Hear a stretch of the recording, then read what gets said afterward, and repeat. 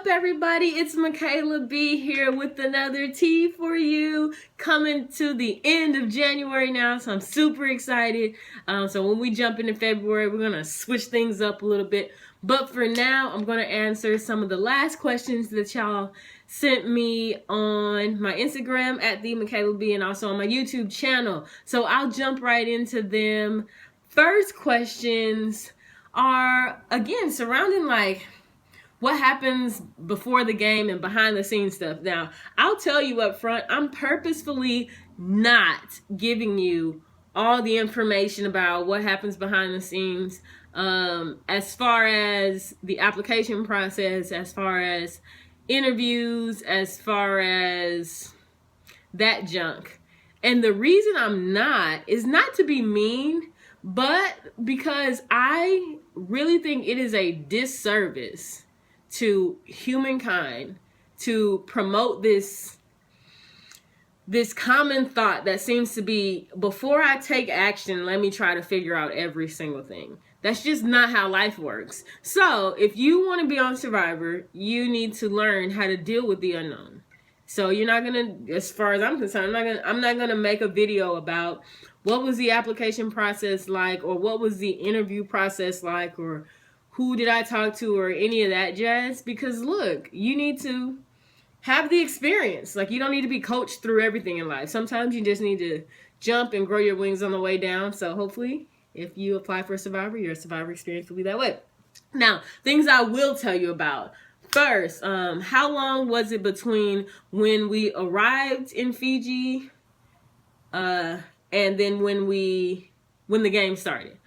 Honestly, I don't know the answer to that question, because we didn't have watches, we didn't have phones, we didn't have clocks, we didn't have calendars. You had, okay, the sun's up and the sun's down, the sun's up and the sun's down, the sun's up and the sun's down. And at a certain point, you stop counting because you realize it's irrelevant. It's like, is the game starting today? No. Is the game starting today? No. Is the game starting today? No. Is the game starting today? No. Is the game starting today? No. Oop, we did something. We took some pictures. Oop, people are interviewing us. Oop, now the game's starting.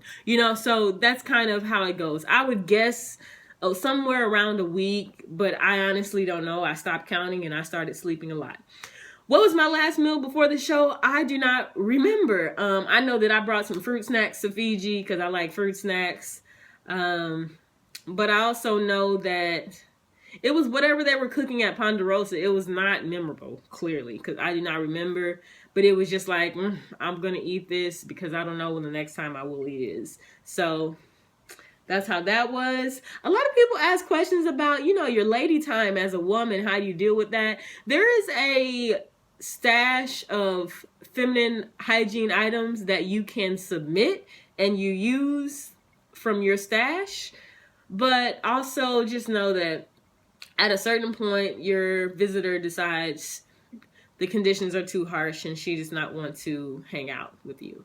So it's not that deep, but there is a small stash of items related to hygiene, but only for feminine hygiene. There's no other hygiene products available, like soap, water, deodorant, toothbrush, toothpaste, that type of thing.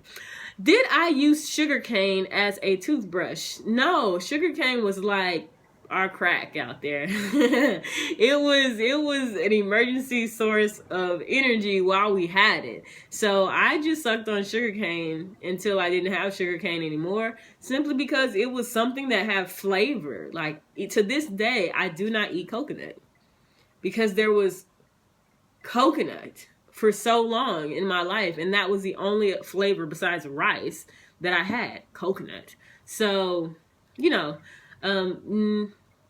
no, I didn't brush my teeth with sugar cane. I just ate the sugar cane. If you wanted to try to brush your teeth, you can put sand on your tongue and go like that.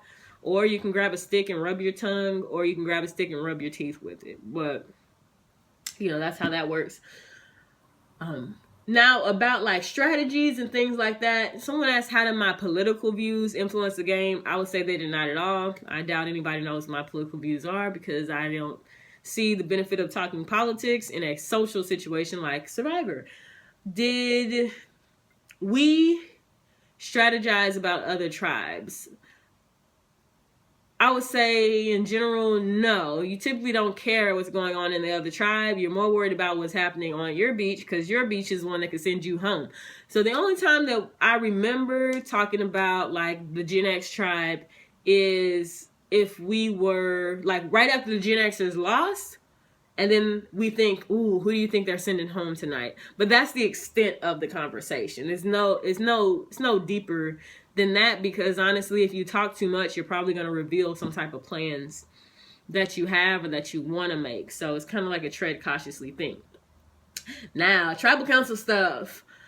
Are there a lot of camera people at tribal council? Yes, but it's so bright that you really can't see much besides Jeff. Let's see. With the immunity idols, does Jeff give you a long time or a short time to play? Jeff is quick on that. He's like, if you haven't hit an immunity idol, this is the time to play it. All right, I'm going to read the votes now. So it's quick. You have to know up front if you're going to play that thing, because you will miss your opportunity. Let's see. Did I have a signature for when I voted people out? I only voted one person out, if you remember, Mari. So there was no signature to it. It was just like, doop, doop, time to go. So no, I didn't develop a signature. I don't know how bright that would be, because you wouldn't want people knowing who you're voting for all the time. Let's see. Did Jeff talk to me after I was voted out? No. Once you get voted out, you don't see Jeff anymore. The only person you see, particularly if you're pre-jury, you'll see Dr. Joe.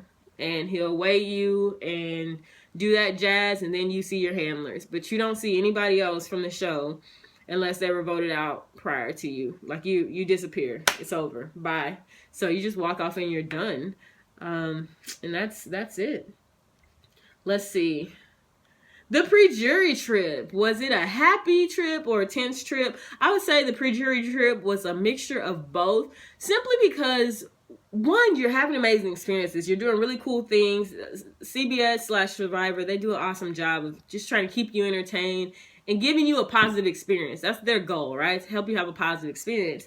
However, you're having a positive experience with losers, like people that lost the game, and not necessarily people that you worked with, right? So everybody is kind of processing on their own, yet at the same time trying to be done with the experience and have a good experience. But playing this game can unearth different things in you, whether it's insecurities, whether it's things you need to work on, whether it's things you're angry about, all different type of things. So there was definitely happy moments on the trip, but there was definitely tense moments. And even for me, there was happy moments and there was tense moment. I would say I started out really happy on the trip, and as it got along, I got more tense. Because at a certain point, you want to be by yourself. You want to be with your friends. You want to be with your family. You want to know what's going on in your life. If you work on commission, you want to know what's going on with your money, but you can't check your bank account. So it's a lot going on. But, if you are having that experience, make the best of it, because it's not like any old random day somebody's going to pay for you to go, trek around a foreign country for 20 days. So, it can be tough at times, but you muscle through that thing. Let's see. My biggest mistake in millennials versus Gen X, again, that's one of the things you have time to think about and mull over and pull different pieces of opinions on when you go on the pre-jury trip, because you understand yourself from other people's perspectives, right? And you're also able to get like genuine information from people who have no longer have a stake in the game. So, I felt, I guess, that one of my biggest mistakes in millennials versus Gen X was simply not playing defense. I had an offensive strategy, like this is what I'm going to do, and then this is what I'm going to do, and this is what I'm going to do. But I never stopped to think, how can I cover my back if someone else is making plans that are counter to mine? I never thought about that, because I'm always thinking like, yo, our group is winning if we stick to this plan. But that's not how survival works. People don't always want to win with you. They want to win over you, right? So that was definitely a spot where I left myself open. I did not play defense at all in millennials versus Gen X. Let's see. Any funny stories? I was on Twitter maybe a couple weeks ago, and I really do think there are a lot of funny things that happen that never make to air. Whether it's like, I mentioned on Twitter, the cameraman. I don't know who I was talking with, but it was at Ikabula. I'm whispering to somebody, and they get all close in on you when you're whispering, and they turn up the volume of the little boom they're hanging over your head so they can hear you clearly. And we're in the middle of this conversation. It was me and somebody. We're sitting on that log, and then all of a sudden you hear, burn! And the cameraman had farted. And he farted. Mind you, he's crouched down, and the dude with the boom is hanging the boom over top of his head like this, right? So the fart sound went directly into the boom, which was amplified, and directly into the headsets of the audio guy. And the audio guy fell over backwards because the sound was so loud. And then to make matters worse, I heard the fart, and I immediately stopped the whole conversation and was like, "You farted!" Because it was just funny. And everybody, the camera people, they try not to break character. The camera people and audio people, they told us, treat them like trees. You don't talk to trees, so don't talk to them. You know what I'm saying? But they laughed, and it was funny. It was a moment of relief. So, I wish they would just go through those reels and find funny things and make a reel of Survivor funnies. I really do think it would be hilarious. Let's see, another thing that was kind of funny with the whole machete incident at the Millennial Tribe. I was just having fun. I had told Jay and Adam, I was like, you know what, next time this girl says something, I'm just gonna go off. I'm just gonna say whatever I want to say, just because I'm tired of holding in my thoughts. And they were egging me on, yeah, do it, yeah. So they knew that was coming. When that situation happened, I'm just going off. But if you see in the background, I'm smiling, right? Because I'm just being a smart aleck. I just felt like getting everything off my chest, releasing some energy. And I could tell, though, that a couple of the producers in the background, I guess they're not familiar with people like me, I guess they really thought that I was angry. They thought that there might be a situation. And I can tell by their eyes, they're looking at me. And I walked off after that situation over, are you okay? I'm good. I actually feel better than I did 10 minutes ago. I released. So that's pretty much the extent of it. But there were funny situations. My mind doesn't remember everything now because it's been so many months. But, if anybody has some pull, tell them to make a funny reel, because I think I'd be in it quite a bit. Last question for this long video that's 13 minutes right now. When is the best time to play Survivor? When you're young, when you're old, when you have kids, when you don't have kids, when you're in college, when you're a young adult, when you have a job, when you're between jobs. Look, the best time to do something that you want to do is always now.